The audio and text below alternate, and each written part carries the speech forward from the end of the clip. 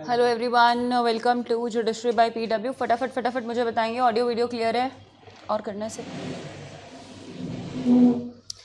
जल्दी मुझे बताएंगे ऑडियो वीडियो क्लियर है।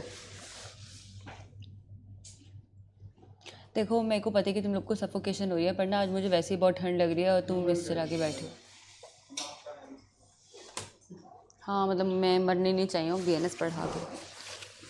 चलो, वेरी गुड इवनिंग समीर। पता नहीं यार, अजीब से दिन हो गए हैं, ठंड गर्मी कितनी जो है वो दवाइयाँ ले लें। अभिषेक तो यहाँ बैठा है, फिर अभिषेक कौन है ऑनलाइन? किसी और को दे दिया क्या एक्सेस?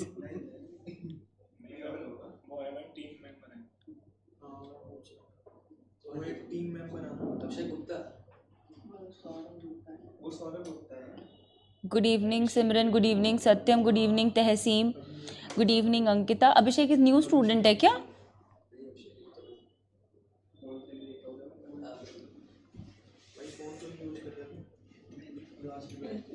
चलो ओके।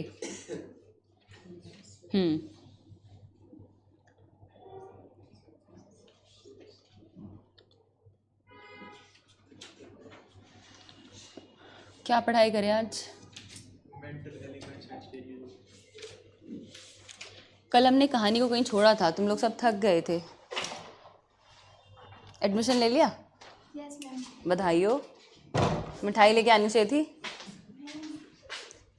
कि इतने पैसे तो मैम पहले पहले खर्च करा दिए, फिर अब मिठाई मांग रही हो।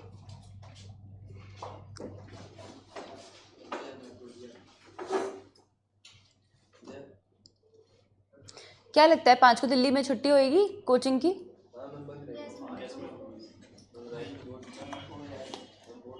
तो तुम लोग के लिए खुशखबरी ये है कि 4 को मेरी क्लास तो है नहीं, क्योंकि 4 को मुझे जो है वो जाना है केआर मंगलम में सेशन लेने। नहीं, मैं भी जाने वाली हूँ। थोड़े से जितने पाप मैंने किए हैं, तुम्हारा दिल दुखाया है, वो धोया हूँगी।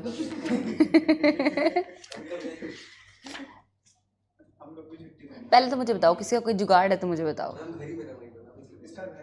अरे वाह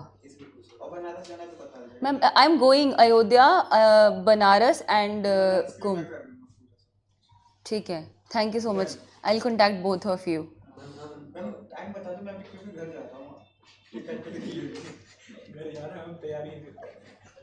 ऐसा तो नहीं करोगे ना, एंड मोमेंट में मेरा फ़ोन नहीं उठाओगे? आपको दर्शन वर्शन सब कुछ करा के। पक्की बात? सुबह 4 बजे तो उठना नहीं पड़ेगा।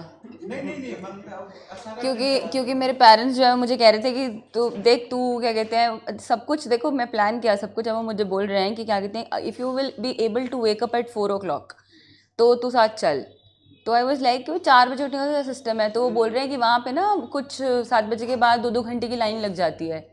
तो अब मैं और अब मेरे टीवी में देख देख के मेरे को और ऐसे ना सहम चढ़ रहा है कि अयोध्या में लोग कह रहे हैं मत आओ बहुत भीड़ है, बनारस में लोग कह रहे हैं मत आओ बहुत भीड़ है।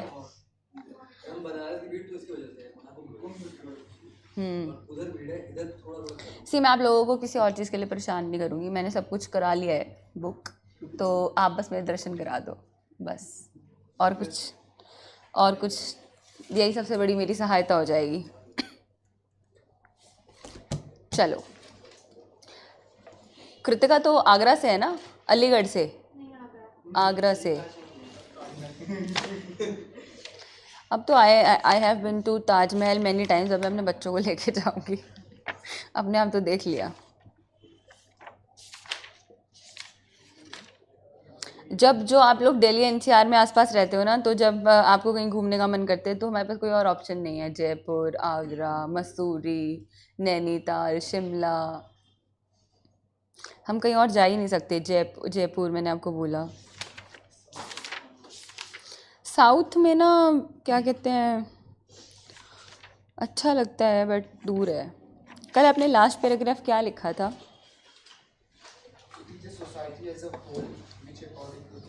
अरे भैया ऐसे नहीं। एक बार ही क्या कहते हैं पूरा लास्ट पैराग्राफ की फर्स्ट। अच्छा ठीक है, समझ गई समझ गई समझ गई।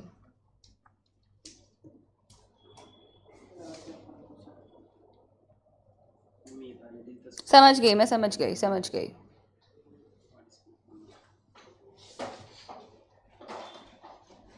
चलो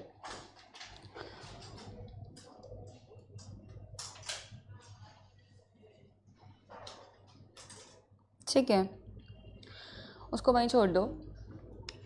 आज जो है ना, क्या कहते हैं, मेंटल एलिमेंट ऑफ क्राइम हम बहुत अलग तरह से पढ़ेंगे, और ना आज जो है वो आपको आंसर करना है, ऑनलाइन स्टूडेंट्स को भी। बट मैं आपको दो चीज़ें आज समझाना चाहती हूँ, और दो चीज़ें वो आज मैं आपको क्या समझाना चाहती हूँ वो ये है कि आपने ना दो वर्ड्स शायद कभी सुने होंगे, proscriptive and prescriptive. There are two words, proscriptive and the other word is prescriptive.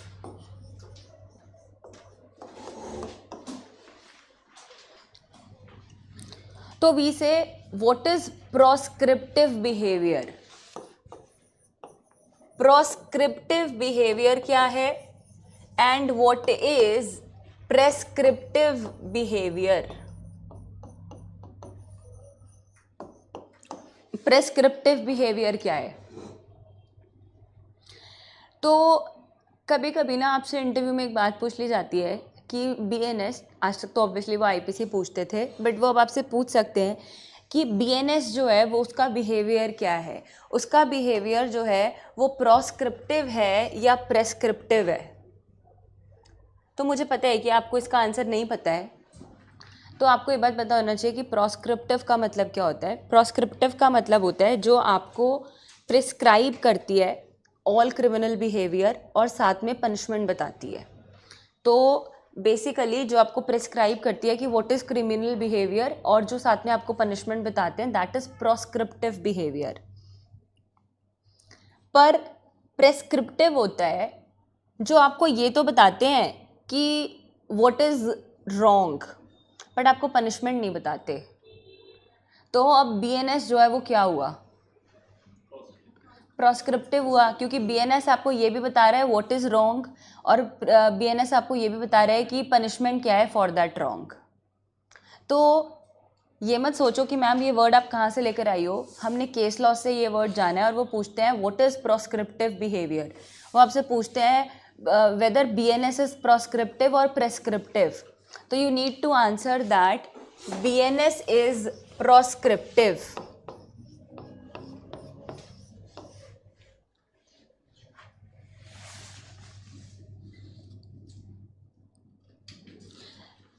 तो हम कहते हैं this is a case where behavior is provided and punishment is also provided. Case where punishment is also provided and behavior is also provided.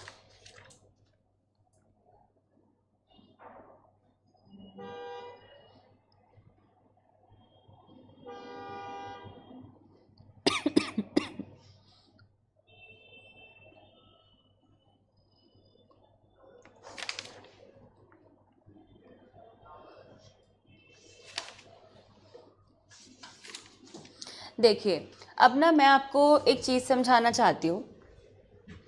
मैं आपके इसको इस तरह से डिवाइड कर रही हूँ कि एक हमने बात पढ़ी थी कि व्हाट इज़ क्राइम, एक हमने पढ़ा व्हाट इज़ ऑफेंस, एक हम पढ़ रहे हैं what are the mental elements of crime, जिसमें सबसे पहले है person, mens rea, actus reus and injury. आपके सामने बोर्ड पे आज तीन चीज़ें हैं, और वो तीन चीज़ें ये हैं कि what is crime, what is offence and what is mental element of crime.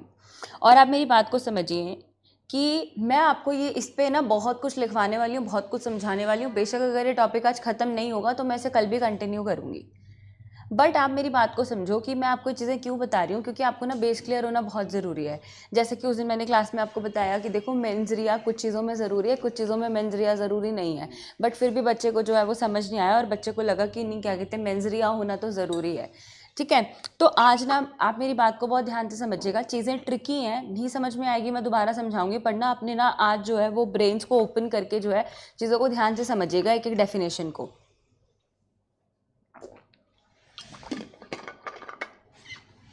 देखिए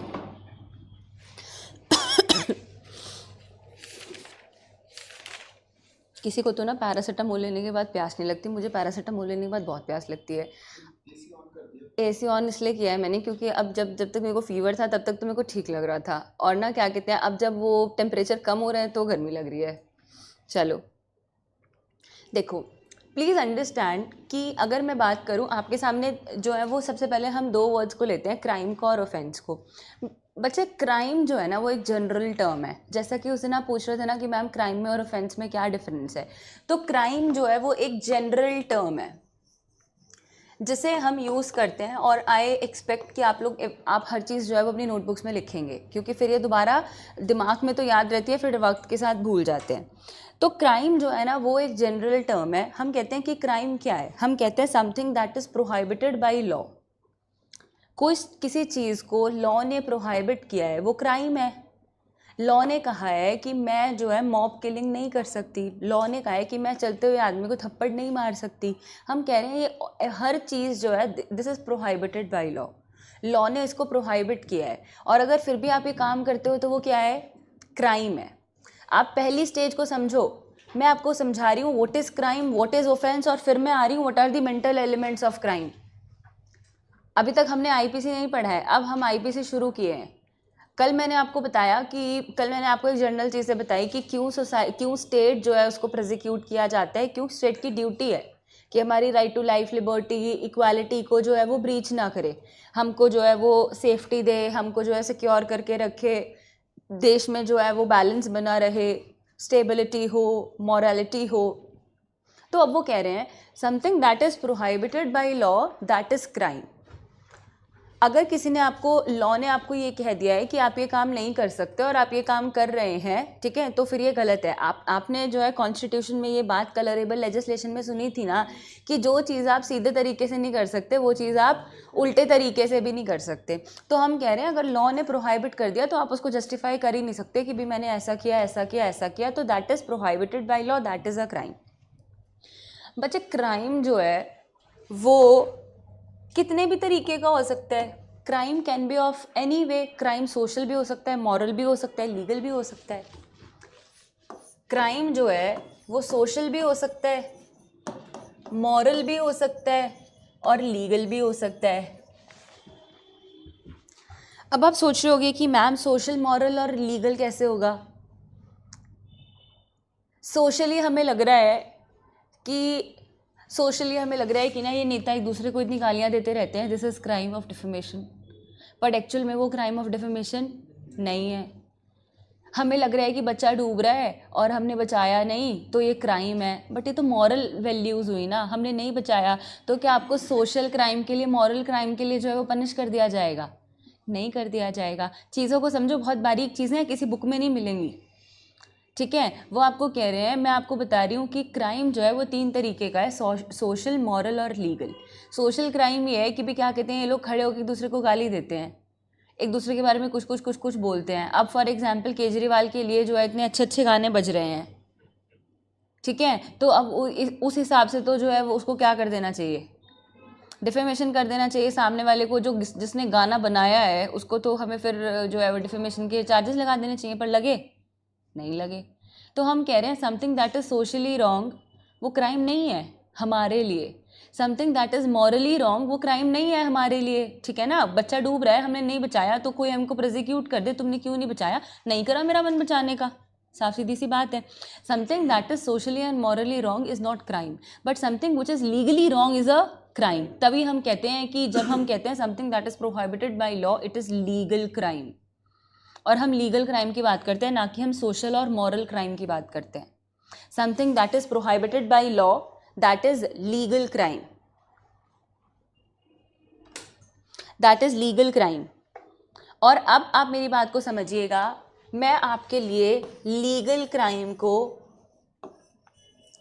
जो है वो 2 पार्ट्स में डिवाइड कर रही हूँ, something that is falling under IPC and something that is not falling under IPC, other crimes. और आप मेरी इस बात को अभी जब हम ऑफेंस पे आएंगे तब समझ जाएंगे। मैंने आपको कहा कि लीगल क्राइम भी दो तरीके के हो सकते हैं, something which is falling under IPC and some which are falling under any other act, other crimes.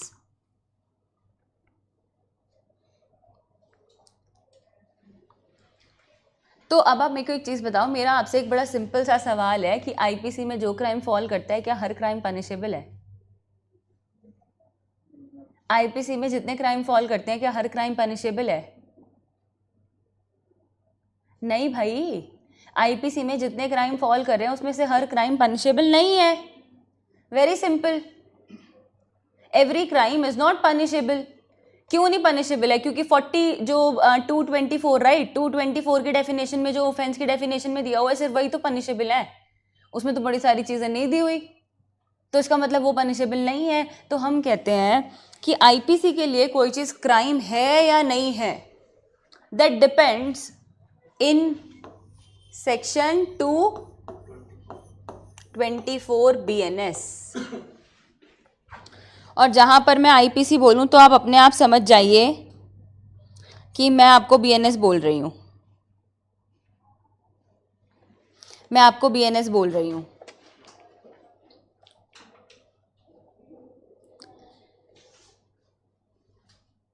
I hope आपको क्राइम की बात समझ में आई कि क्राइम क्या है। क्राइम इज समथिंग जहाँ पर वॉयलेशन हो रहा है आपके पब्लिक राइट और आपकी ड्यूटीज़ का। I hope you understand that. Blackstone ने एक बहुत ऐसी डेफिनेशन दी है जो कि यूपी में अक्सर पूछ ली जाती है, that crime is violation of public rights and duties. Crime is violation of public right and duties which are due to whole society.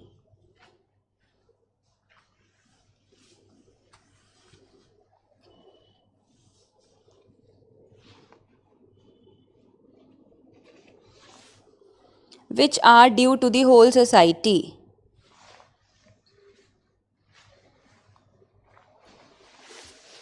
कुछ नहीं कह रहा, क्राइम का मतलब है violation of your rights and duties. तो आप एक लाइन को यहाँ पर लिख लीजिए, that every violation against the society, every violation against the society will not be criminal. Every violation against the society will not be criminal, rather it is a societal collective judgment. I am repeating, don't worry, every violation against the society will not be criminal. Her violation जो society के against किया गया है उसे हम criminal नहीं कहते हैं, rather it is the societal collective judgment. society collectively जो है वो decide करती है what is crime and what is not crime. और आप इसमें ये सारी वो बातें लिखेंगे जो कल हमने लिखी कि अगर आपको लगता है कि कोई एक्ट सोसाइटी के कॉन्साइंस को शेक कर देती है तो वो क्राइम है, आपको लगता है कि कोई चीज़ सोसाइटी के कॉन्साइंस को शेक नहीं करती है तो वो क्राइम नहीं है, बात खत्म।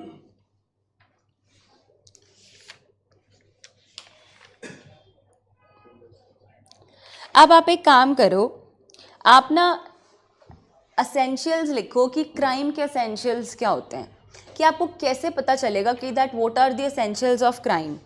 और आप में से जितने लोग जो हैं, अगर वो नेट का एग्ज़ाम आगे कभी फ्यूचर में देंगे और अगर आप उत्तराखंड का एग्ज़ाम देंगे तो कभी कभी इस तरह के क्वेश्चंस जो हैं वो पेपर 1 में आ जाते हैं। तो एक ना जूरिस्ट हैं Jerome Hall, JEROME, JEROME, Jerome Hall, HALL Hall. इन्होंने ना 7 जो है वो असेंशियल्स दिए क्राइम के। मेरा मतलब आपको इसको क्रैम कराना नहीं है, मेरा मतलब इसको आपको कॉपी में आंसर राइटिंग कराना नहीं है, पर आपको एक आइडिया लग जाएगा कि ये क्या है। तो लिखो, some external harm to social interest, some external harm to social interest, कि ऐसा आप कोई हार्म कॉज कर रहे हो जिससे सोशल इंटरेस्ट जो है वो क्या हो रहा है, हैम्पर हो रहा है। The harm should be prohibited by law.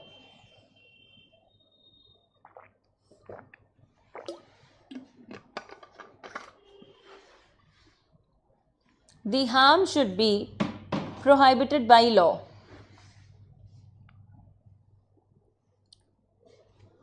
Third point, there should be some conduct. There should be some conduct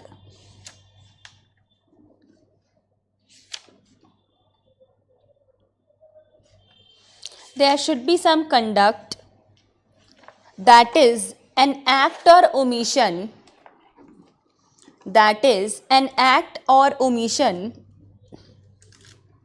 which causes that harm.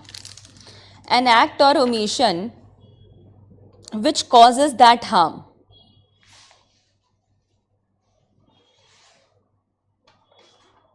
हमने कहा कुछ ऐसा हार्म जो सोशल इंटरेस्ट को हार्म कर रहा है, और जो वो हार्म आप कर रहे हो वो क्या है, प्रोहाइबिटेड बाय लॉ है, लॉ ने उसको प्रोहाइबिट किया है. और आपका कंडक्ट जो है दैट इज चाहे कोई आपका एक्ट है चाहे कोई आपका ओमिशन है, वो क्या कर रहा है, हार्म कॉज कर रहा है. मैं आपको एक्ट और ओमिशन डेफिनेशन के साथ कराऊंगी, बट आपको याद है अभी अभी ताज़ा हम ईजमेंट पढ़कर आए हैं. हमने कहा there are positive easement, there are negative easement. Positive easement आपको रास्ता मिल रहा है, नेगेटिव ईजमेंट की क्या कहते हैं, आप किसी को बार कर रहे हो कि तुम इससे ऊपर बिल्डिंग नहीं बनाओगे, तो हम कह रहे हैं कि आपने किसी का खून कर दिया, ठीक है, तो दैट इज पॉजिटिव एक्ट की भी आपने जो है कोई काम कर दिया. ओमिशन इज दैट कि आप जो है वो सिक्योरिटी गार्ड थे, आपको बचाना था, आपने ओमिट कर दिया अपना ड्यूटी परफॉर्म करने से, आपकी लीगल ड्यूटी आपने परफॉर्म नहीं करी, you omitted to do that act. तो एक्ट और ओमिशन आपने किया ना, तो हम कह रहे हैं that is prohibited by law कि you are suppose to do that, और आपने वो काम नहीं किया, इसलिए जो है अभी किसी बच्चे की जान चली गई. ठीक है, समझ में आई बात. Third element. फोर्थ लिखो, the existence of mens rea और criminal intent. The existence of mens ria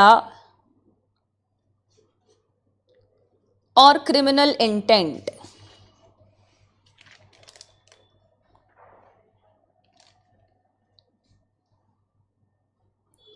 Write down. Fifth point, concurrence of the mens ria. Concurrence of the mens ria and the conduct.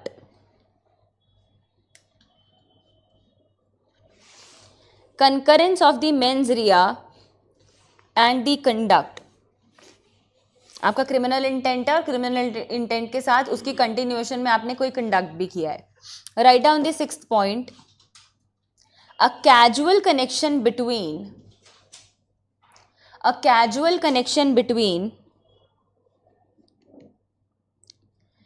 The legally prohibited harm, a casual connection between the legally prohibited harm and the voluntary misconduct. A casual connection between the legally prohibited harm and the voluntary misconduct.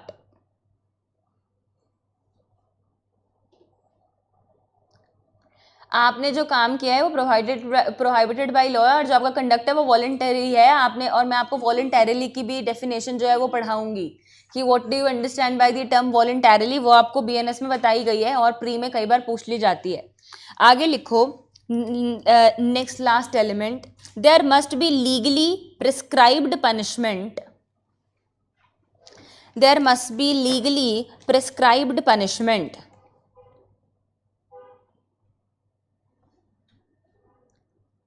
तो हमने जो ये 7 elements लिखे crime के, that what are the 7 general elements of crime. आप इसको conclude करके छोटा सा लिख लो अगर कभी कोई आपसे पूछे तो, क्योंकि आप लोग ने मुझसे पूछा था ना कि मैम क्राइम और ऑफेंस में क्या डिफरेंस है, तो पहले क्राइम पता होना चाहिए कि व्हाट इज क्राइम, तो आप क्राइम लिखो क्या होता है. In general it can be said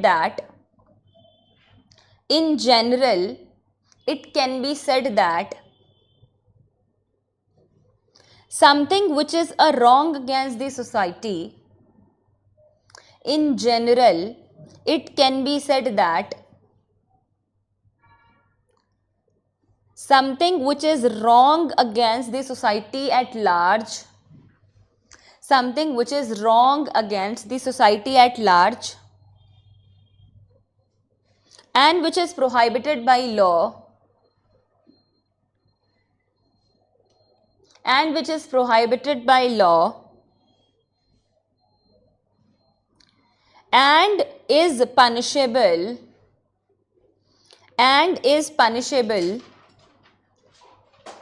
will be considered to be a crime, and is punishable will be considered to be a crime.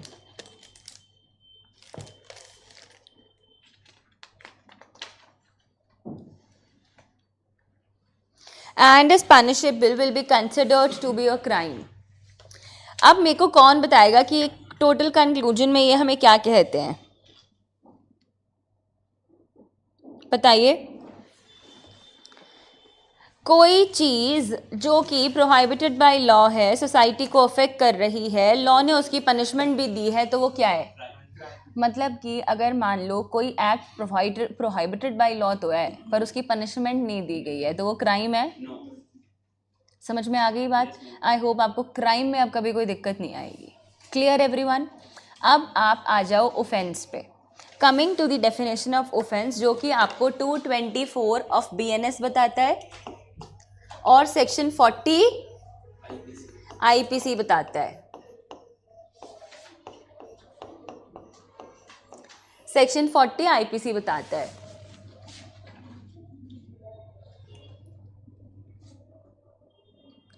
आप मेरे कहने से एक बार जो है ना वो ऑफेंस की डेफिनेशन आज दोबारा देखो। अगर आप ऑफेंस की डेफिनेशन देखोगे तो आपको उसमें ना एक चीज़ नज़र आएगी, वो कहते हैं offence accept in the chapters and sections mentioned in clauses A and B, the word offense means a thing made punishable by this Samhita, but अब वो नीचे देते हैं this the word offense means a thing punishable under this संहिता और under any special or local law. आगे कहते हैं this shall have the same meaning when the act punishable under the special law or local law is punishable under such law with imprisonment for a term of 6 months or more, whether with or without fine. अब ना जो है हमें जो है ये B clause की इतनी खास ज़रूरत नहीं है, पर ना वो अब देखो, अब ना ये ऑफेंस की डेफिनेशन ना बड़े वेग तरीके से दे रहे हैं। मैं आपको एक चीज़ बताती हूँ, आपको चीज़ कैसे समझनी है। जैसे जैसे बता रही हूँ वैसे वैसे डेफिनेशन को तोड़ तोड़ के पढ़ेंगे। 224 आपको कहता है व्हाट इज़ ऑफेंस, वो आपको कहता है thing made punishable by this code. ठीक है, अब मैं नेक्स्ट स्लाइड पे आ रही हूँ और मैं आपको बताना चाहती हूँ वो आपको ऑफेंस के लिए कहता है। एक एक चीज़ ध्यान से समझिएगा तभी हमें डेफिनेशन समझ में आएगी। Thing made punishable by this code मतलब by BNS, thing made punishable by BNS, by this code मतलब ऑब्वियसली बाय भारतीय न्याय संहिता। वो दिस कोड की जगह संहिता कह रहे हैं, आप समझ जाओ मेरी बात को। वो कोड की जगह संहिता कह रहे हैं, तो कह रहे हैं कि things made punishable by this Sanhita. ठीक है, अब वो कह रहे हैं थिंग, आप इस बात को समझ पा रहे हो? वो लिख रहे हैं थिंग। ठीक है, now the part is what do you understand by the word thing? What is thing? My question is this, what is this thing? तो हम कह रहे हैं थिंग का मतलब है जो रॉन्ग कर रहा है, डूअर ऑफ द रॉन्ग। तो आप लिख लो thing, what do you understand by the term thing? Thing means thing includes doer of the wrong. Thing जो है ही is the doer of the wrong. You can say thing यहां पर है कॉन्सिक्वेंस, फाइनल कंडक्ट।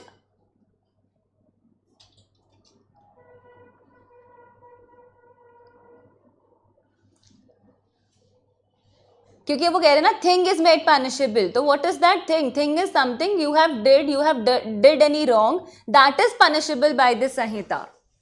देखो आप मेरी बात को सुनो बहुत आराम से कि ना मेरे लाइफ का एक बड़ा सिंपल सा फंडा है। हालांकि मजाक में आपको बात कह रही हूँ, मैं इतनी फेमस नहीं हूँ क्योंकि मुझे और यूट्यूबर्स की तरह जो है ना वो चिल्ला चिल्ला के पढ़ाना नहीं आता है, तो मैं अपने आप को थोड़ा ट्रेडिशनल रखती हूँ। But I can tell you this thing कि I want to keep my self like this, क्योंकि अगर मेरी जो चीज़ है वो यूट्यूब पे बिक गई तो फिर मेरी जो है वो बातों का अहमियत नहीं रह जाएगा। तो आप जो है वो आप चाहे कहीं से भी लॉ पढ़ो बट आप ऐसा नहीं पढ़ पाओगे। मैं आपको एक चीज़ें बता रही हूँ क्योंकि यू आर दी आने वाले फ्यूचर के तुम वकील हो भाई, जजेस हो। अगर तुम अभी ऐसे नहीं पढ़ोगे ना, तुम एक रीड में इसको ले जाओगे तो तुम्हें कभी नहीं पता चलेगा। तुम एक एक चीज़ को अपनी कॉपी में लिखो कि तुमको पता हो कि ये बेयर एक्ट में ना ये क्या क्या लिखा है। और अगर जिस दिन ऐसे पढ़ लोगे ना, उस दिन बाई गॉड, उस दिन ना तुम रात को जब सोओगे ना, तुम्हें अंदर से बड़ी तृप्ति मिलेगी कि अरे भाई हमने ऐसे लॉ नहीं पढ़ा था। समझो मेरी बात को, एक एक चीज़ को पकड़ के चलो। वो कहते हैं ऑफेंस क्या है? Offence that is something was made punishable by this Sanhita. कोई ऐसी चीज़ जिसको इस संहिता ने पनिशेबल का करार दिया है। वो कहते हैं, अब मैं आपको पूछ रही हूँ बच्चे, थिंग क्या है? What is that thing? आदमी है, औरत है, पंखा है, गाड़ी है, व्हाट इज दैट? हम कह रहे हैं थिंग है कि something that was done wrong. ठीक है, अब मेरा आपसे एक क्वेश्चन है, और वो क्वेश्चन इस थिंग को लेके ही है कि क्या कंडक्ट पनिशेबल होता है? माई क्वेश्चन इज, क्या हमेशा कंडक्ट पनिशेबल होता है? Very good. तो you need to understand that conduct is not punished. Conduct के लिए आप कभी पनिशेबल नहीं होते, उसके कॉन्सिक्वेंस के लिए आप पनिशेबल होते हो। तो ये थिंग वही है, ये कह रहा है कि कंडक्ट पर plus consequence, that is you are punishable by this Sanhita. तो you please write down that conduct is not punished, it is the consequence of conduct you are punished for. एक बार BNS पढ़ लोगे ना, तो मुझे कुछ देना चाहे मत देना, चाहे मुझे कुछ चाहिए भी नहीं, सिर्फ appreciation. Conduct is not punished, it is the consequence of conduct that is punished.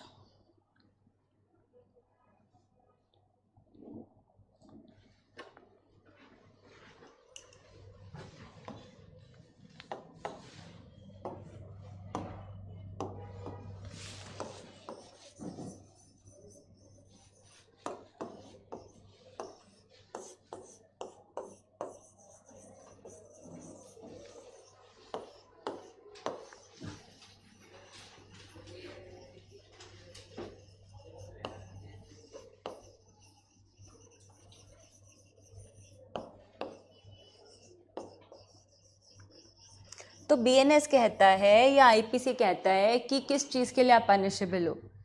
आप पनिशेबल हो अक्यूज्ड ने जो कंडक्ट किया है उसके कॉन्सिक्वेंस के लिए। बस ये बात लिख लो, अक्यूज्ड प्लस अल्टीमेट कॉन्सिक्वेंस, जो अल्टीमेट आखिर का जो रिजल्ट आया है, final ultimate consequence of conduct of accused.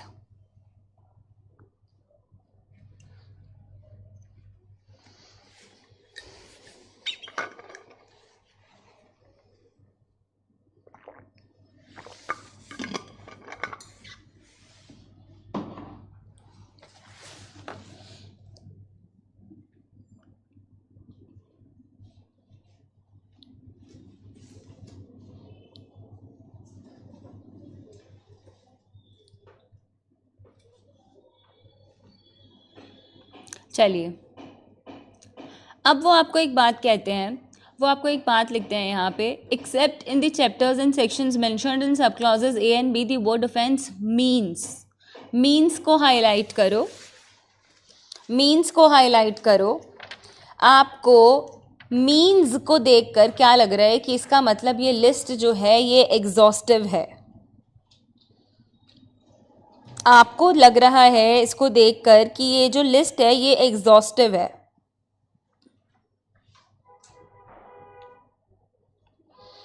Word means को देखकर आपको लग रहा है कि ये लिस्ट जो है वो एग्जॉस्टिव है?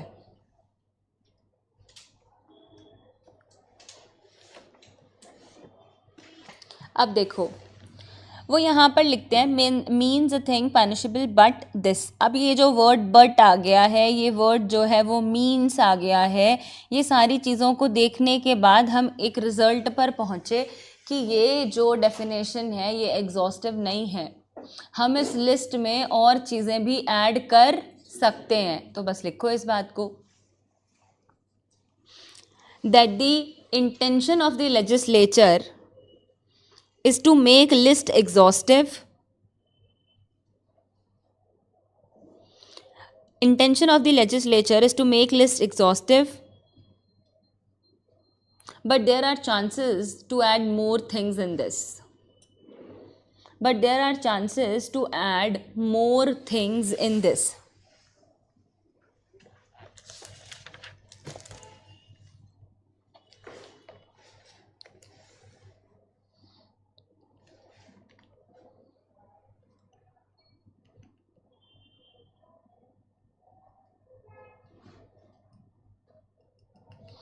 अब मैं आपको एक छोटी सी बात बताती हूँ। इसके बाद इन्होंने लिखा है punishable by this Samhita.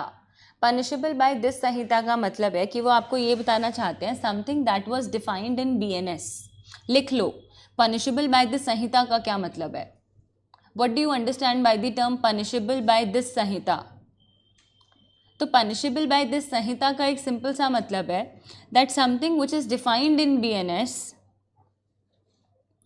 something which is defined by BNS and not declared to be punishable, something that is defined by BNS and not declared to be punishable, that is not an offense.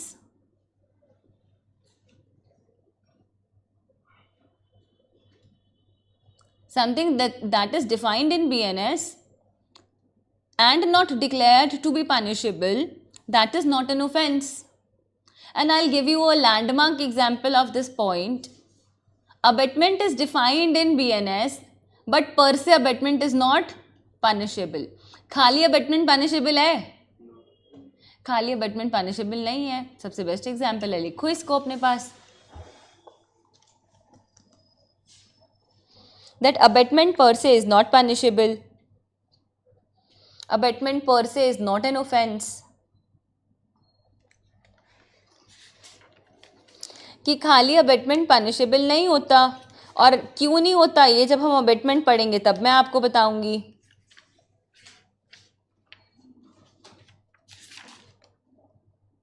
लिख लो 45 section 45 abetment का।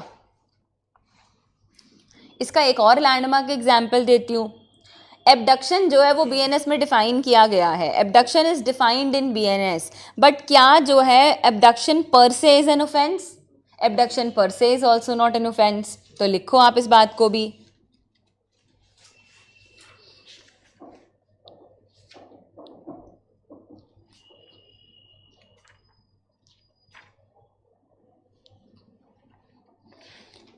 That abduction per se is not punished। Section number मैं आपको abduction का बताती हूँ, एक minute दीजिए, ये मैं चेक कर लेती हूँ।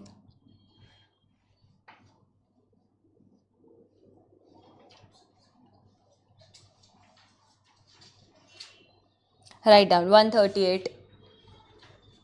That abduction is defined under 138, but abduction per se is not an offense।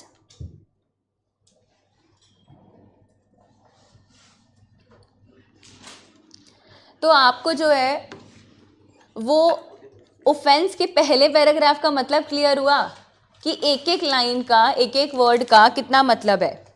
Each and every word is very important. अब मैं आपको एक चीज़ बताती हूँ। अगर जब आप ऑफेंस की डेफिनेशन पढ़ते हो तो आपको ये पता चलेगा कि ऑफेंस आपको एक बड़ी सिंपल सी बात कह रहा है। ऑफेंस आपको ये बात कह रहा है, हम ऑफेंस को दो कैटेगरी में जो है वो डिवाइड कर लेंगे। Something that is punishable in BNS, something that is punishable in BNS, something that is punishable under local law and special law, something that is punishable under special law and local law।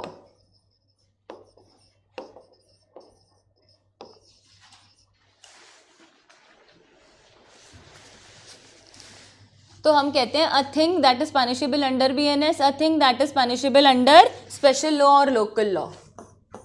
Thing लिख लो, thing word ही आपको याद रहेगा। Thing punishable under BNS, thing punishable under special law और local law. अब आपके सामने एक बहुत बड़ा क्वेश्चन है कि भाई लोकल लॉ क्या होता है, व्हाट इज लोकल लॉ। तो अगर हम लोकल लॉ की डेफिनेशन पे आए तो आप यहां पे साथ साथ लिख लेना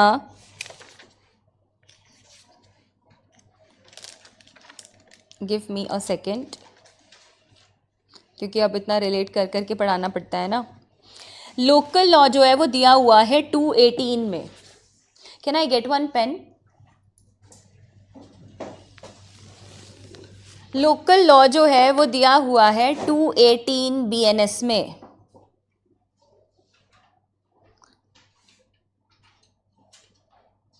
एंड स्पेशल लॉ दिया हुआ है 230 बीएनएस में।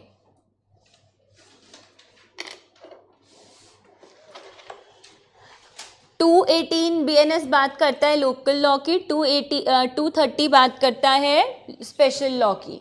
आप इसे मार्क कर लेंगे। इससे पहले कि मैं उस डेफिनेशन पर आऊं, आप जो है इस कहानी को समझो। What is local law? Local law is something जहां पर जो है एरिया आपका डिस्क्राइब्ड है। लोकल लॉ का मतलब होता है where area is described. Please write that in your notebook. Local law is defined under 2 clause 18 of BNS. Local law का मतलब होता है जहां पर आपका एरिया जो है वो डिस्क्राइब्ड है, वेयर एरिया इज डिस्क्राइब्ड। और स्पेशल लॉ होता है जहां पर कोई एरिया डिस्क्राइब्ड नहीं होता है। लोकल लॉ में तो ना ये सब आ गया, मकोका आ गया, Maharashtra control organised crime 2002। Local law कोई भी हो सकता है। स्पेशल लॉ होता है for example NDPS, custom, FEMA, opium act, domestic violence act. These all are special law जो कोई एरिया डिस्क्राइब नहीं है, सब पे अप्लाई करते हैं। पर लोकल होता है जहां पर एरिया जो है वो क्या किया हुआ है, डिस्क्राइब किया हुआ है। तो आपको जो है स्पेशल लॉ और लोकल लॉ की डेफिनेशन अगर आप भारतीय न्याय संहिता से पढ़ेंगे तो आपको क्लियर कर देते हैं कि special law is a law applicable to a particular subject, local law is law applicable to a particular part of. आप इस बात को याद रखो, to a particular part of that thing. अब मैं आपको इसके आगे एक सवाल पूछती हूँ कि आपको पता चल गया कि things that are made punishable, things that are made punishable under BNS and under special law और local law। चलो हमें ये बात क्लियर हो गई। लेट सपोज कि एक ऑफेंस जो है वो पनिशेबल है एनडीपीएस एक्ट में। लेट सपोज कि एक ऑफेंस जो है वो पनिशेबल है एनडीपीएस एक्ट में, ठीक है। तो क्या वो ऑफेंस आईपीसी में लाइक बीएनएस में माना जाएगा? क्या माना जाएगा? क्योंकि वो स्पेशल और लोकल लॉ को लिख रहे हैं। तो something that is made punishable bye local law, special law, that is falling under the भारतीय न्याय संहिता एज वेल। क्योंकि वो कह रहे हैं ना कि हम कवर कर रहे हैं उन चीज़ों को भी, कह रहे हैं ना वो क्लॉज ए में, ठीक है। And subsection this offence made thing punishable under this section under special law और लोकल लॉ। तो हमने कहा something that is punishable by this संहिता, by special law, by local law, तो हम उस चीज़ को जो है इसमें भी पनिशेबल मानेंगे। तो इस इधर तक हमें जो है इस चीज़ को लेके ना कोई डाउट नहीं था। हम इन चीज़ों को लेके जो है वो क्लियर थे कि चलो ठीक है, कोई दिक्कत नहीं है। बट अब मैं आपको एक चीज़ कह रही हूँ कि आपने एक टर्म सुनी है that special law will always prevail over general law. Special law हमेशा जनरल लॉ पे प्रिवेल करेगा ही करेगा। आप इस टर्म को लिखो।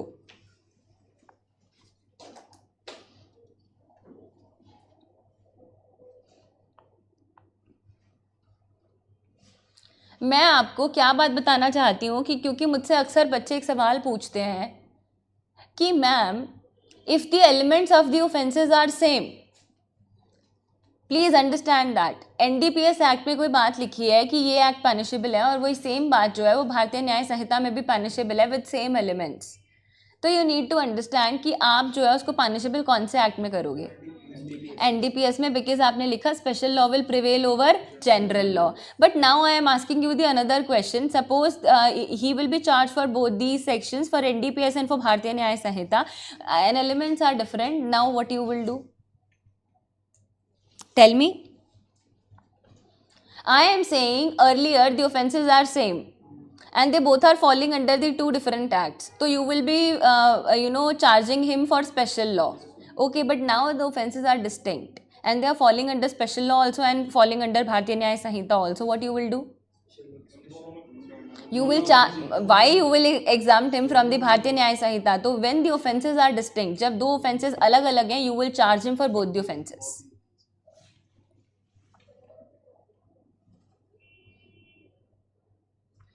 तो आप जो है इस बात को लिख लीजिए अपनी कॉपी में। कहानी आपको समझ में आई? यहाँ तक क्लियर है? कभी सोचा नहीं था कि ऑफेंस की डेफिनेशन इतनी भयानक हो सकती है? चलो लिख लो अब। If the act is declared to be punishable, if the act is declared to be punishable under the special or local law, under the special or local law,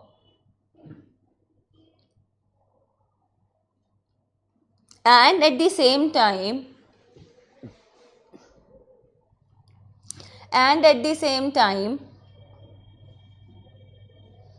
if it also falls under section 4, if it also falls under section 224, if it also falls under section 224 clause A or B,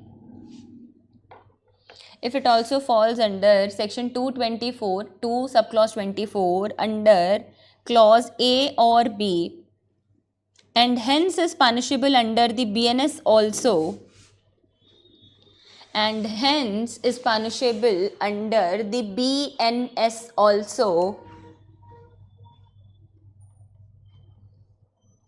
then if the ingredients of the two offences are the same, then if the ingredients of the two offences are same,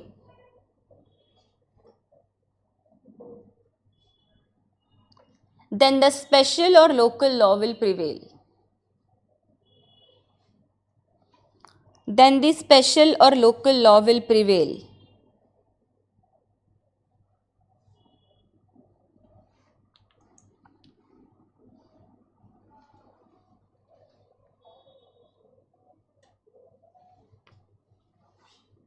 Write down.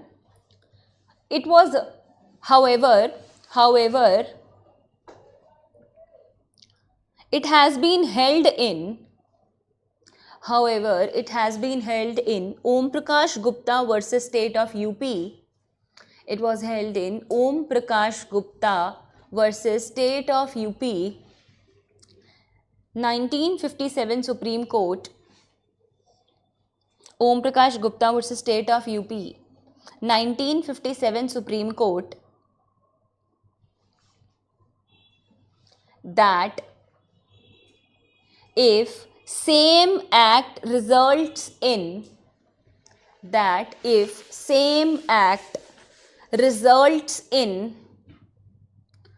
two distinct offences,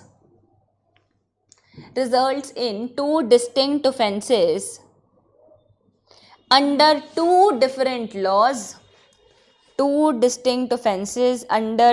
different laws,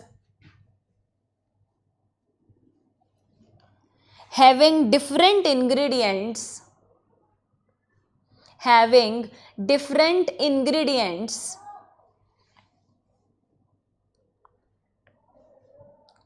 then he will be charged and punished,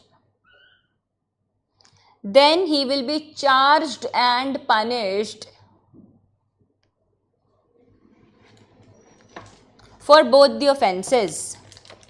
Then he will be charged and punished for both the offences.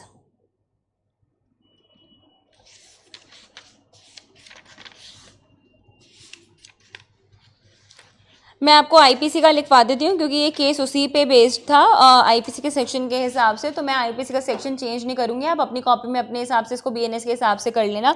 इसमें वो punishable था 409 IPC. He was punished under this case for 409 IPC, जो कि अब 316 का clause 5 हो गया है. 316 का क्लॉज 5 हो गया है. 409 आईपीसी में था, जो कि अब 316 का क्लॉज 5 हो गया है. And section 5 clause 2 of prevention corruption act, section 5 clause 2 of prevention of corruption act.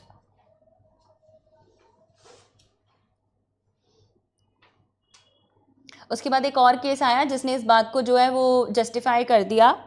Sangeeta Ben Mahindra भाई पटेल, संगीता बेन नॉट बहन, Sangeeta Ben, BEN, Sangeeta Ben. Mahendra भाई पटेल, महेंद्र भाई Patel, what's the state of Gujarat, what's the state of Gujarat. 2012 supreme court, 2012 supreme court. और आप, I hope आपको पता है जो ऊपर आपने लिखा है 409, that is criminal breach of trust. 2012 supreme court. इसमें ना वो पनिशेबल था 420 IPC के लिए, 420 IPC के लिए एंड 138 NI एक्ट के लिए, एंड 138 NI एक्ट के लिए। चेक बाउंस का केस है ना, तो जो अब ये 420 IPC है, 420 हम कहते थे ना चीटिंग का, ये अब हो गया है 318 का क्लॉज 4। बड़ा मुश्किल हो गया भाई अब 318 का क्लॉज 4, 318 का क्लॉज 4 BNS का हो गया है। तो इस केस में भी कहा that he will be punish for both the offences separately. तो बड़ी सीधी सी बात है, 318 का क्लॉज 4 हो गया है, now he will be punish for both the offences separately. Kritika कहीं अटक गए हो, बताओ। Clause 4 of BNS and 138 of NI Act, Negotiable Instrument Act. तो ही will be punish for both the offences separately. तो कुल मिला के अब अगर मैं आपको एक चीज़ समझाऊं और एक चीज़ बताऊं, तो हमें आज क्या पता चला, हमने आने के बाद आज पढ़ा कि क्राइम क्या होता है, हमने पढ़ा ऑफेंस क्या होता है। तो अगर मैं आपको चीज़ें अब क्लियर करूं, तो कुछ चीज़ें जो है वो आपको याद हो जानी चाहिए कि आपको ऑफेंस की डेफिनेशन BNS में कहाँ मिली, 224 में। लोकल लॉ की कहाँ मिली, स्पेशल लॉ की कहाँ मिली,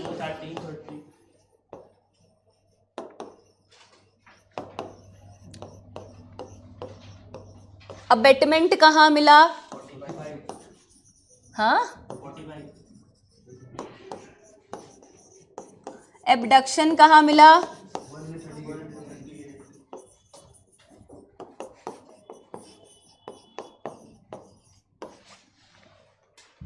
क्लियर। अभी हमने यही पढ़ा है।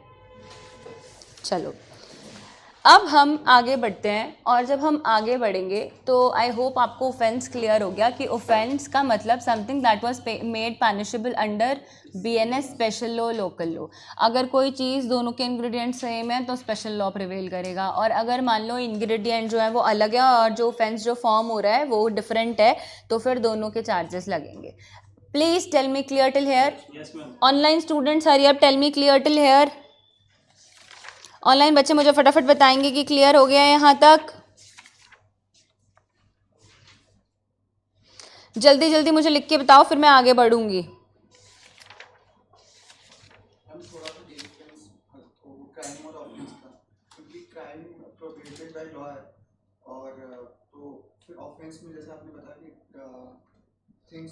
बड़ी सिंपल सा लिखवाना क्या है और बताना क्या है। क्राइम और ऑफेंस में सबसे बड़ा डिफरेंस ये है कि क्राइम एक जनरल टर्म है, offence that was defined under BNS, बस।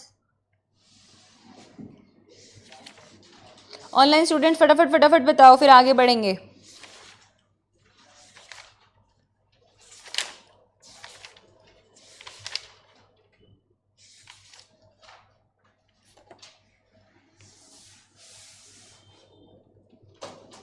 Okay good. ऑनलाइन स्टूडेंट्स थोड़ी अपनी खुशी जाहिर कर सकते हैं कि मज़ा आ रहा है, नहीं आ रहा है, बोरिंग हो रहा है, क्या हो रहा है, मुझे कुछ तो बताओ। चलो गुड। चलिए अब हम आते हैं अपने मेन पॉइंट पे, that what are the mental elements of crime.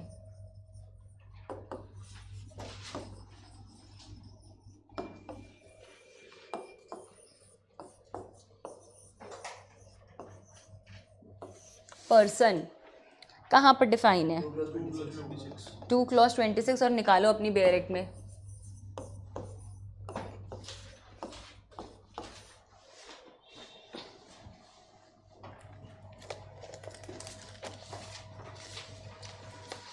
कहते हैं इंक्लूड्स एनी कंपनी और एसोसिएशन और body of persons weather incorporated और नॉट। कहते हैं पर्सन वो है जो कि कंपनी भी हो सकती है, एसोसिएशन भी हो सकती है, बॉडी ऑफ पर्सन भी हो सकती है, जिसे इनकॉर्पोरेट किया गया हो या नहीं किया गया हो।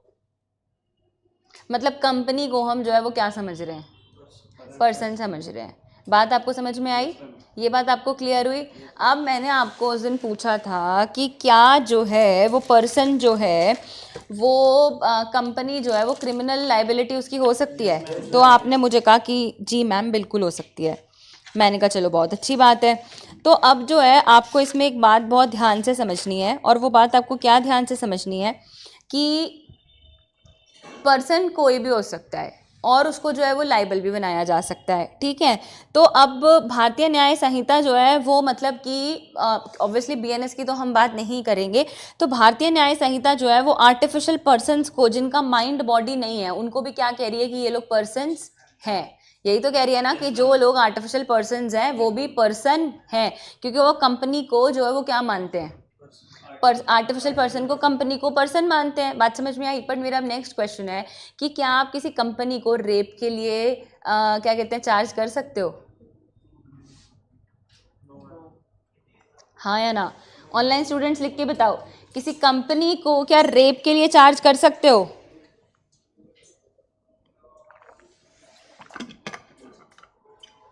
तो आप मेरी बात को समझो कि हम एक कंपनी को जो है वो रेप के लिए चार्ज नहीं कर सकते, ठीक है। हम कोई और गलत काम हुआ है तो उसके डायरेक्टर्स को और उनके एसोसिएटेड पर्सन्स को जो है वो लाइबल कर सकते हैं, बट हम इन सब चीज़ों के लिए जो है वो लाइबल नहीं कर सकते। तो आप इस बात को समझना that a corporate body will be held liable for criminal acts और ओमिशंस। चलिए ठीक है ना, ठीक है, अच्छा ठीक है, ओके। तो अब जो है आप एक बात को समझिएगा कि there is one alter ego theory. आप अपनी कॉपी में लिखो पर्सन के साथ there is one alter ego theory.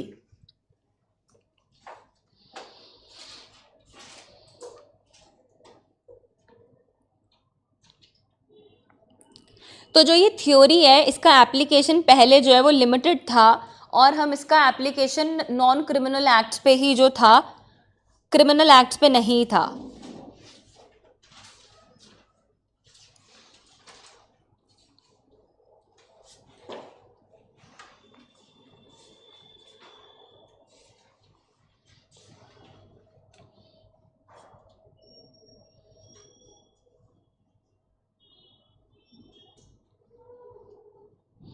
कि पहले इसका जो है वो एप्लीकेशन जो है वो नॉन क्रिमिनल एक्ट्स तक ही था, बट क्रिमिनल एक्ट्स पे नहीं था, बट अब इसका एप्लीकेशन जो है वो क्रिमिनल एक्ट्स पर भी है।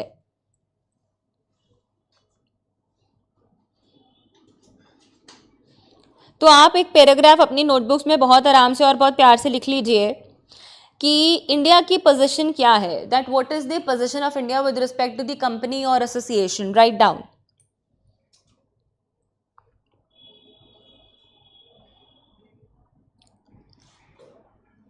Company could not be indicated for offences. Company could not be indicated in indicted लिखिए आप, indicated नहीं indicted, INDICTED। Company could not be indicted for offences like murder, bigamy, rape, etc. Company could not be indicted for offences like murder, bigamy, rape, etc.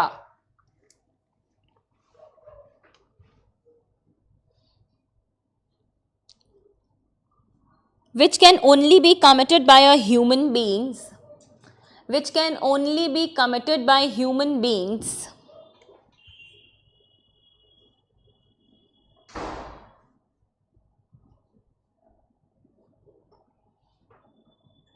or for offences punishable only with, or for offences punishable only with imprisonment, imprisonment or corporal punishment, corporal punishment and not fine.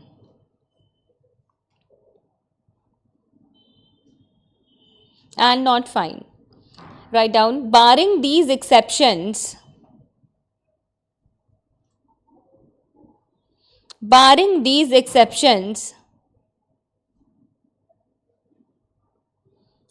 a corporate body will be held liable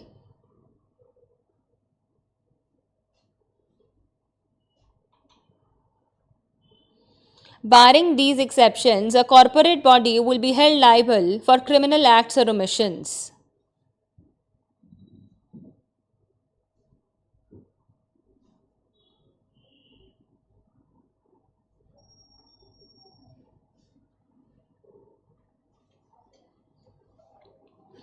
छोटी सी बात को बस आपको समझना है कि company जो है वो लाइबल हो सकती है, बट जहाँ पर ये सब रिक्वायर्ड नहीं है नहीं होगी।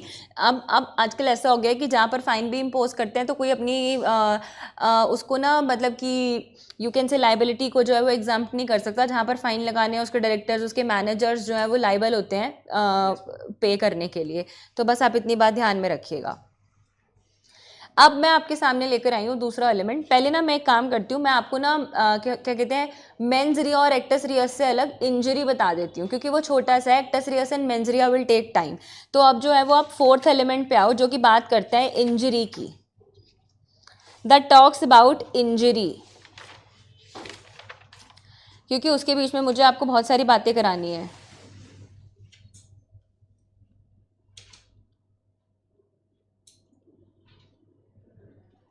Thank you so much Satyam, thank you so much, thank you so much सिमरन।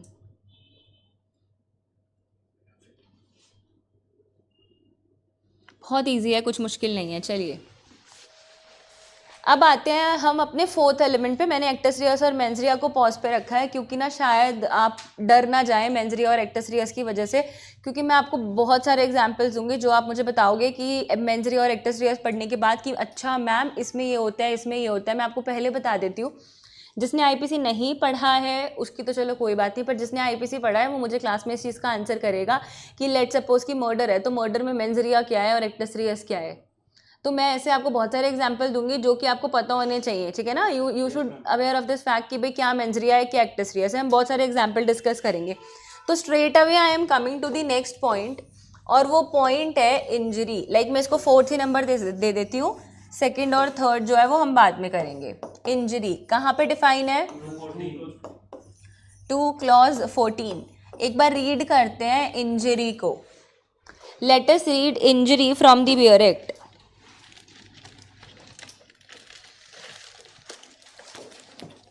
214 से जो है वो हम इंजरी को जो है वो पढ़ेंगे। चलिए, injury means any harm whatever illegally cause to any person in body mind reputation और प्रॉपर्टी। मार्क कर लो, इलीगली कॉज ये किसी पर्सन को किसकी बॉडी माइंड रेपुटेशन और प्रॉपर्टी पर, बॉडी माइंड रेपुटेशन और प्रॉपर्टी पर, बॉडी माइंड रेपुटेशन प्रॉपर्टी पर किसी को जो है वो कुछ इलीगली आपने कोई काम करा है तो हम कहते हैं कि वो जो है वो इंजरी है। और मैं आपको एक बात बता देती हूँ कि इंजरी जो है ना वो एक ऐसा पॉइंट है जो कि प्रीलिम्स में बहुत बार पूछा जाता है। वो आपको बोलते हैं कि what do you understand by injury, तो आप वो आपको लिख देते हैं harm that is cause to body mind reputation property, और कुछ और एक दो पॉइंट लिख देंगे, all of the above, A B C, इस तरह से। तो आपको एक एक चीज पता होनी चाहिए that injury denotes any harm, injury denotes any harm that is caused illegally,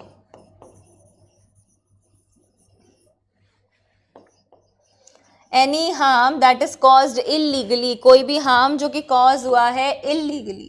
तो दो एलिमेंट्स आप याद रखेंगे। अब वो हार्म हुआ किस किस को है? बॉडी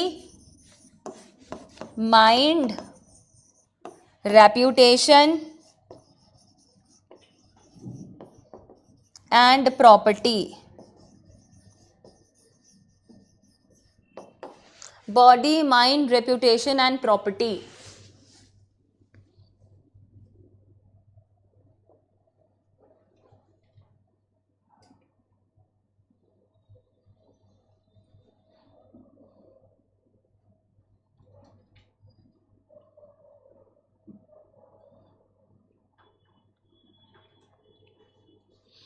अब मैं आपको ना एक बड़ी सिंपल सी बात बताती हूँ। वो यहाँ पे ना एक बात लिखते हैं, इलीगली कॉज्ड। आपको कहीं बीएनएस में इलीगली बताया गया है? बताओ क्यों? नो मैम, क्यों? आपको बीएनएस जो है वो इलीगली जो है वो जिक्र करता है 215 में, नीचे उसके जो है वो बात करता है illegal and legally bound to do. क्या लिख रहे हैं? The word illegal is applicable to everything which is an offence और which is prohibited by law or which furnishes ground for a civil action and a person is said to be legally bound to do whenever it is illegally him to omit। बड़ी ना जो है वो मज़ेदार definition है ये, और ना बड़ी सिंपल सी वो बात आपको कहती है। अब ना आप कहोगे कि मैम आप कैसे पढ़ा रहे हो, हम तो ना पागल हो जाएंगे अगर आप ऐसे हमें पढ़ाओगे। तो देखो, चीज़ों को प्लीज़ रिलेट करके पढ़ना, यही आईपीसी का मज़ा है, यही भारतीय न्याय संहिता का मज़ा है कि ना अंदर से एक दूसरे के अंदर से डेफिनेशन निकल रही है। वो आपको कह रहे हैं, आपने कहा कि क्राइम क्या होता है, हमने कहा भाई लॉ ने जिसको प्रोहिबिट किया है, ठीक है, और जिसकी पनिशमेंट दिया है वो क्या होता है? क्राइम होता है। हमने कहा कि अच्छा ठीक है क्राइम तो हो गया, बट हम उसको जो है वो ऑफेंस कब मानेंगे, वो पनिशेबल कब मानेंगे? तो हमने कहा जो चीज़ हमारी संहिता में पनिशेबल है, स्पेशल लॉ में पनिशेबल है, लोकल लॉ में पनिशेबल है, उस चीज़ को हम ऑफेंस मानेंगे। बात समझ में आ गई? हमने कहा चलो भैया हमने ऑफेंस भी मान लिया, बट अब हमें कैसे पता चलेगा कि किसने ऑफेंस किया है? Crime we understand, something that is prohibited by law, punishable by law, that is crime, but now we need to understand how we will analyze that these are the elements of crime।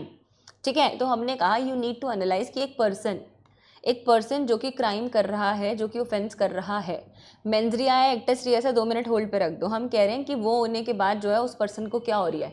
Injury हो रही है। अब injury हम कह रहे हैं कि injury हो रही है मतलब कि कोई भी हार्म हो रहा है, कोई भी जो है उसको दुख हो रहा है, दुख दर्द पीड़ा, समझ रहे हो, उसको कोई भी दुख दर्द पीड़ा हो रही है, पर वो क्यों हो रही है? क्योंकि वो उसको कैसे की गई है? इलीगली। मैं आपको कह रही हूँ कि मान लो उसको कोई काम जो है वो लीगली किया हुआ है, तो उसको इंजरी हो रही है? नहीं हो रही। अब कोई काम लीगली किया गया है, आपने खून कर दिया, आपको कोई अरेस्ट करके लेके जा रहा है, आप कह रहे हो मेरी बॉडी माइंड रेपुटेशन को ना जो है वो हार्म कॉज हो रहा है, तो पुलिस वाला चांटा नहीं मारेगा? कहेगा कि क्या कहते हैं, तो तुमने खून कर दिया और तुम कह रहे हो कि मेरी बॉडी माइंड रेपुटेशन को जो है वो हर्ट कॉज हो रहा है। भैया we are willing, we are legally bound to do that. तो I you understanding the difference between the term legal and illegal? बहुत बड़ी चीज़ है ये जो कि वो आपको लिख रहा है इलीगली कॉज्ड। इलीगली का मतलब है कि जो चीज़ लॉ की नज़रों में गलत है, इलीगल है, आप उसको कर रहे हो और उसकी वजह से किसी की बॉडी माइंड रेपुटेशन प्रॉपर्टी को हार्म हो रहा है, तो हम तब मानेंगे कि आपको कोई इंजरी कॉज हुई है। लेट सपोज कि आप क्लास में बदतमीजी कर रहे हो और मैं आपको क्लास से बाहर भेज दूं और आप कहो कि हमने तो पैसा दिया हुआ है और क्या कहते हैं ना, हम तो मैम के अगेंस्ट सिविल सूट फाइल करेंगे, मैडम ने हमें बाहर भेज दिया। तो यू टेल मी कि मेरा जो ये एक्शन है ये लीगल है कि इलीगल है? लीगल है। आप जितने केस फाइल करने हैं कर लो, but I am legally bound to do that. समझ में आई आपको मेरी बात? तो now you need to understand what is injury. Injury is something कि कोई हार्म आपकी बॉडी माइंड रेपुटेशन प्रॉपर्टी को कॉज हो रहा है, बट जो वो कर रहा है वो इलीगल है, इलीगल है। और अब आप 2:15 में 2 clause 15 में इलीगल की डेफिनेशन को पढ़ो। बहुत जो है उन्होंने इस डेफिनेशन को सोच समझ के ड्राफ्ट किया है।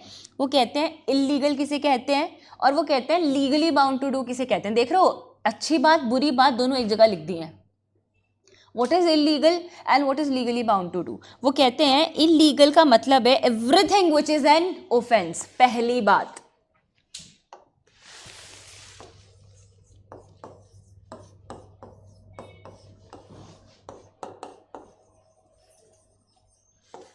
everything which is an offense।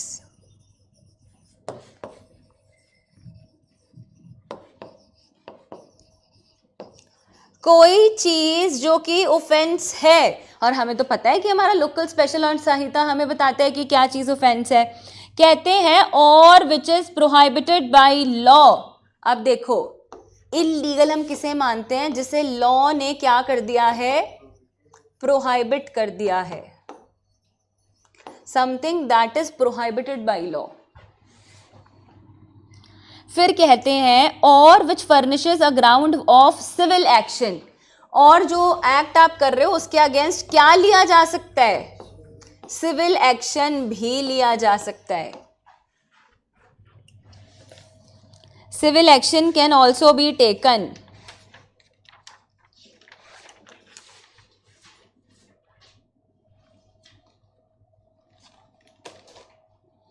अब देखो वो क्या लिखते हैं, अब लिखते हैं what do you understand by the term legally bound to do. Legally bound to do का क्या मतलब होता है, वो कहते हैं लीगली बाउंड टू डू का मतलब होता है whatever it is illegal him to omit. अब आप मुझे इसका मतलब बताओ कि वो आपको क्या कह रहे हैं, tell me. Whatever is illegal him to omit, tell me what is that.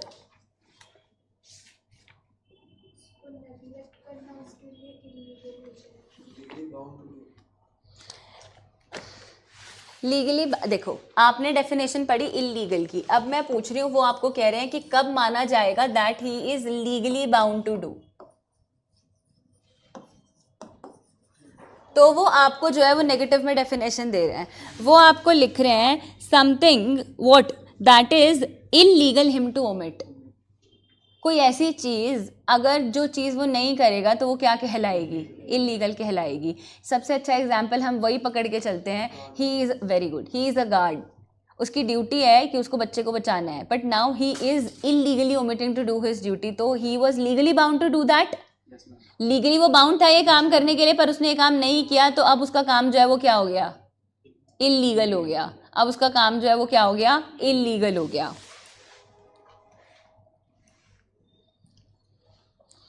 मुझे ना डर है कि कहीं आप आज घूम ना जाओ, बट मुझे आपको कुछ चीज़ें बतानी है, और ना क्या कहते हैं, आप उन चीज़ों को जो है ना वो थोड़ा सा ध्यान से समझना। स्टोरी को रिलेट करना, हमने क्राइम से शुरू किया, हमने ऑफेंस किया, हमने उसमें ऑफेंस की डेफिनेशन के साथ स्पेशल और लोकल लॉ पढ़ा, हम एलिमेंट्स ऑफ क्राइम पे आए, हमने पर्सन पढ़ लिया, सॉर्टेड था, 214 में लिखा हुआ था, कोई वो 224 में लिखा हुआ था, कोई दिक्कत नहीं थी। अब उसके बाद जो है हम आए कि इंजरी पे आए, तो हमने कहा इंजरी का मतलब है कि कोई काम जिसने आपको हार्म कॉज किया है आपकी बॉडी माइंड रेपुटेशन को, और वो इलीगली किया गया है, ठीक है। तो हम इलीगली पढ़ते पढ़ते आ गए इलीगल और लीगली बाउंड की डेफिनेशन पे। हमने कहा इलीगल उसे कहते हैं जो कि लॉ ने प्रोहाइबिट किया है, जो ऑफेंस है, जिसके अगेंस्ट हम सिविल एक्शन भी ले सकते हैं, ठीक है। अब हमने जब इसको पढ़ा तो हमने एक वर्ड पे आके अटक गए, legally bound to do whatever is illegal him to omit, कि जो इलीगल है अगर वो उसको नहीं करता है तो हम उसे इलीगल मानेंगे, फिर हम मान लेंगे कि वो लीगली बाउंड था ये काम करने के लिए, पर उसने ये काम नहीं करा। अब आप मेरी बात को समझो, all these things are interrelated. हम क्या कह रहे हैं कि इलीगल की डेफिनेशन इतनी ब्रॉड है कि वो कवर कर रही है, ऑफेंस कहाँ दिया हुआ था, 224, वो कवर कर रही है समथिंग दैट इज ऑफेंस 224। फिर वो कह रहे हैं something that is prohibited by law, something that is ground for civil action, मतलब आप सिविल सूट भी फाइल कर सकते हो। उसने सारी चीजें जो है वो शुरू की। तो हमने कहा कि जो वर्ड इलीगल है, अपनी कॉपी में लिख लेना, जो ये वर्ड इलीगल जो है वो यूज़ किया गया है 215 में। ये इतनी वाइड डेफिनेशन है कि क्रिमिनल लॉ में रहते हुए, रह तो ये क्रिमिनल लॉ के साथ रही है, पर ये इंक्लूड कर रही है किसको, सिविल लॉ को भी। लिखो इस बात को अपनी कॉपी में कि जो वर्ड इलीगल है ये इतनी ब्रॉड डेफिनेशन है कि ये सिर्फ सिविल रॉन्ग्स को ही जो है वो इंक्लूड नहीं कर रही, ये सिविल रॉन्ग्स को भी जो है वो इंक्लूड कर रही है।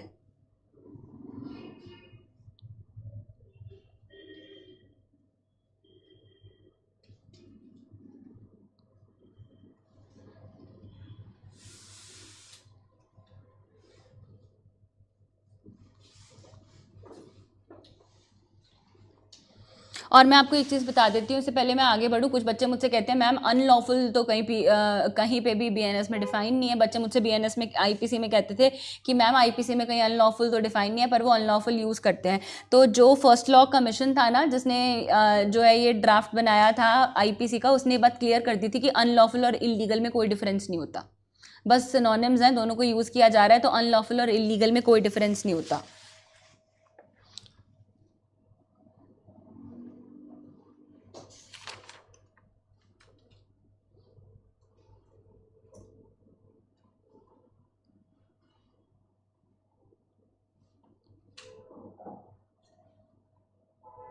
पर हाँ दूसरे लॉज के लिए अनलॉफुल और इलीगल में फ़र्क हो सकता है। बीएनएस के लिए इलीगल में जो है और अनलॉफुल में कोई डिफरेंस नहीं होता। अगर मैं इंडियन कॉन्ट्रैक्ट एक्ट का एग्जांपल लूँ तो क्या कहते हैं, agreement in restraint of marriage जो है वो पनिशेबल नहीं है, बट एग्रीमेंट जो है वो क्या है, वॉइड है। तो एग्रीमेंट करना अनलॉफुल है पर पनिशेबल नहीं है, तो वो इलीगल नहीं है, बात ख़त्म। तो बीएनएस में जो है कोई डिफरेंस नहीं है, पर अदर लॉज में आप उसका डिफरेंशिएशन जो है वो ढूंढ सकते हो। और इससे पहले मुझसे अभिषेक पूछे कि मैम अनलॉफुल ब्रॉडर कॉन्सेप्ट है या इलीगल ब्रॉडर कॉन्सेप्ट है, तो please understand unlawful is a broader concept. Unlawful is a broader concept.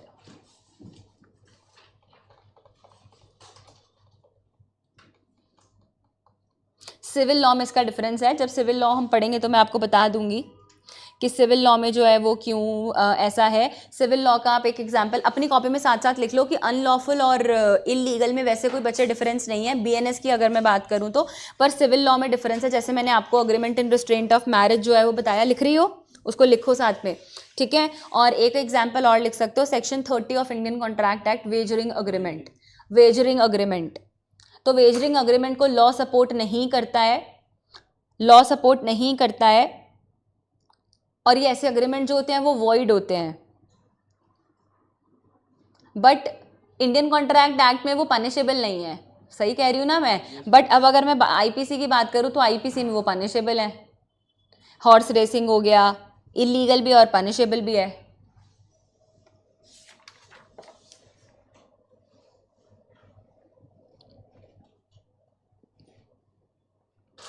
अब आपको ऑफेंस की डेफिनेशन, क्राइम की डेफिनेशन, इंजरी की डेफिनेशन, पर्सन की डेफिनेशन और इलीगल की डेफिनेशन, ये सब तो आपको समझ में आ गई। बट अब जब हमें illegally legally omit to do की डेफिनेशन करनी है तो हमें एक्ट और ओमिशन पढ़ना पड़ेगा।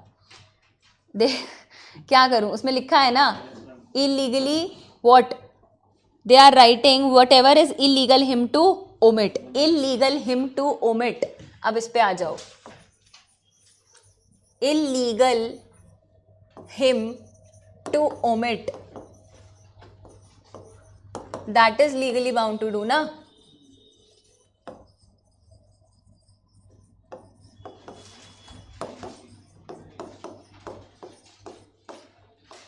illegal him to omit। अब मुझे बताओ omit कहाँ बताया गया है?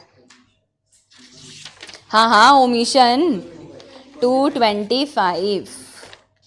आ जाओ, अब ओमिशन बताया है हमें 225। denotes as well as series of omissions as a single omission, as a single omission। अब क्या इसमें कहीं एक्ट बताया गया है?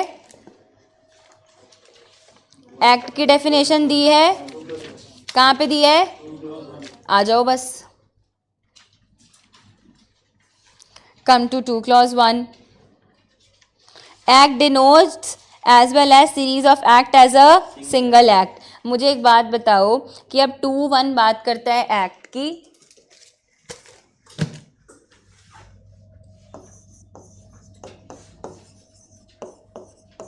और ओमिशन बात करता है 225 की।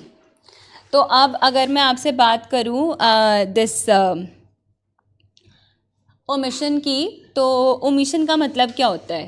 What do you understand by the term omission? बताओ।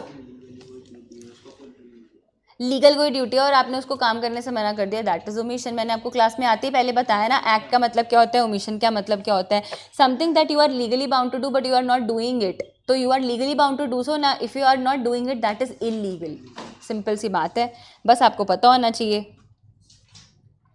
तो आपका जो काम है वो आप कर नहीं रहे हो और जो है आप लीगली बाउंड हो, तो हम कह देते हैं कि वो लीगली बाउंड इलीगल में कन्वर्ट हो जाता है। ये सारी बात आपको समझ में आई? मुझे आपको ना कल जो है वो 43 की 43 कह रही हूँ, मुझे आपको ना एक कॉमन कंबाइंड डिक्टेशन इसकी देनी पड़ेगी, तो आपको चीज़ें क्लियर हो जाएंगी। अब ना मैं आपसे एक जो है क्वेश्चन भी कल ही पूछूंगी जब मेंस री और एक्टस रियस बताऊंगी, ठीक है। आज हालांकि टाइम हो गया है ना, ठीक है। 5 मिनट है, डिक्टेशन पूरा नहीं हो पाएगा और एक्टस रियास और मेंस रियास शुरू कराऊंगी तो वो ख़त्म नहीं हो पाएगा, ठीक है।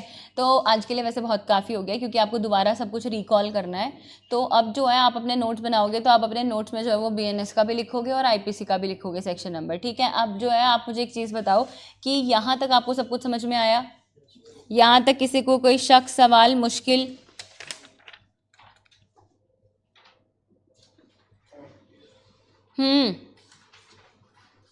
सर घूम गया तो कोई सवाल है तो बताओ।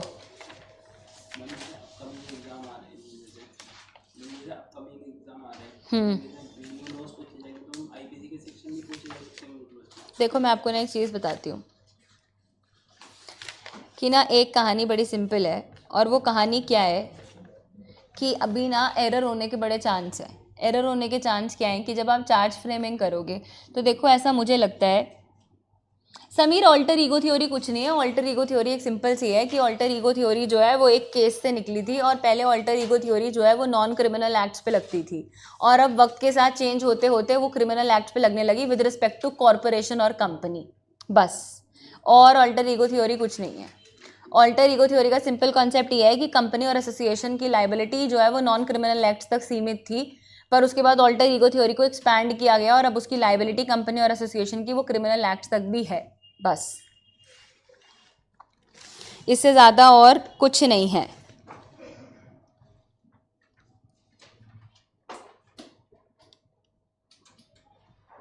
और ऑल्टर ईगो थ्योरी कुछ नहीं है। चलो अब जो है क्या कहते हैं, हाँ मैं आपको ये बता रही थी आंसर राइटिंग के लिए। इसी देखो एक ना ह्यूमनली पॉसिबल है ही नहीं कि जब आप चार्ज फ्रेमिंग करो और चार्ज फ्रेमिंग में आपको जो है वो BNS के सारे सेक्शन जो है वो याद हो, क्योंकि अभी चीज़ों को करने में टाइम लग रहा है। थिंग्स विल टेक टाइम, ठीक है, हर चीज़ को समझने में। बट हाँ अभी ये हो सकता है कि क्या पता नए लॉज आ जाएं, बट नए लॉज वो आप पे इतना रिलाई ना करें कि भी क्या कहते हैं वो आप सेक्शन नंबर पूछ लें, बट आपको डेफिनेशन क्लॉजेस तो याद होनी ही चाहिए, कुछ बेसिक सेक्शन होने चाहिए। बट धीरे धीरे जब आप इनको रिवाइज करोगे तो आपको याद भी हो जाएंगे। अभी तो हमें यही नहीं पता कि देखो एग्ज़ाम का जो वो है ना पैटर्न है वो बड़ा चेंज हो रहा है। दिल्ली का exam being the toughest exam, अब की बार वो बहुत ईजी आया था। तो अभी हमें खुद ही नहीं पता कि अब ना हम उस चीज़ का, देखो दुनिया की कोई भी ताकत, कोई भी फैकल्टी आपको ये तुक्का नहीं मरवा सकती या आपको ये बता नहीं सकती कि क्वेश्चन ऐसा आएगा, क्योंकि हमें खुद ही नहीं पता कि क्वेश्चन कैसा आएगा। पॉसिबिलिटी हो सकती है कि वो आपसे पूछ सकें। अब हिमाचल है, हिमाचल ने बहुत अच्छा डिसीजन लिया कि भाई 30 दिसंबर तक 2025 तक जो है वो नहीं लेंगे, नए लॉज को कंसिडर नहीं करेंगे। बट अगर आप में से कोई APO देकर आया है तो APO में तो आई थिंक नए लॉज आए थे ना, पुराने थे।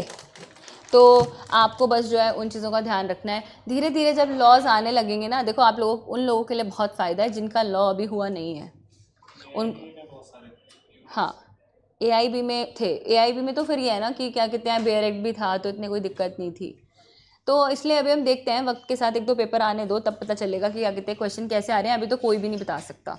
बस आपको क्या करना है, आपको जितना हो सके उतना लर्न करना है, उतना ज़्यादा आपको जो है वो चीज़ें रिवाइज करनी है, ठीक है। चलिए,